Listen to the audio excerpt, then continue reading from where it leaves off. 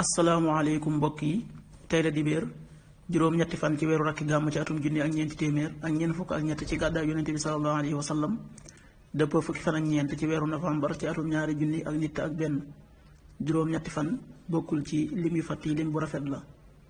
kon tey ci dibéer ji rafet na ci lépp li ñu ci tere ak wàccandiku mooy ku ca watu wala ku ca tàggoo ñaanu bis bi yow yàlla maa ngi lay ñaan nga defal ma yiwu li nga xam ne xam naa ko maa ngi lay ñaan nga musal ma ci ayu li nga xam ne xam naa ko allahumma inni asaluka min xayri ma taalamu wa audu bika min sharri ma taalamu. xadiisu bis bi jëleef na ci ibnu omar yàlla na yàlla gërëm leen mu ne yonent sallallahu alayhi wa sallam nee na ku giñ ci kudul yàlla bokkaale na. xadis bi abu daawud moo ko nettali. an ibnu omar radiallahu anhuma anna rasulallahi sallallahu alayhi wa sallam qaal man xalafa bi gayri llahi faqad ashrak rawaahu abu daawud.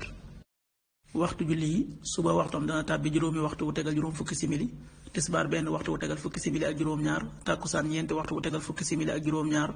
timis juróom benn waxtu wu tegal fanweeri simili ak juróom-ñaar, gee juróom-ñaari waxtu wu tegal ñeent fukki simili ak juróom-ñeent.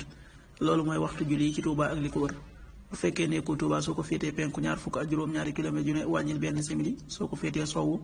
ñaar fukk ak juróom-ñaari kilomètre yu ne yokkal benn simili, soo ko féetee gànnaar wala Saalum téeméeri kilomètre yu ne yokkal benn simili. jant bi dana fenk juróom-ñaari waxtu wu tegal ñeenti simili, di so juróom benn waxtu wu tegal fanweeri simili ak ñett. yàlla na nu yàlla nangul te nangul leen amin.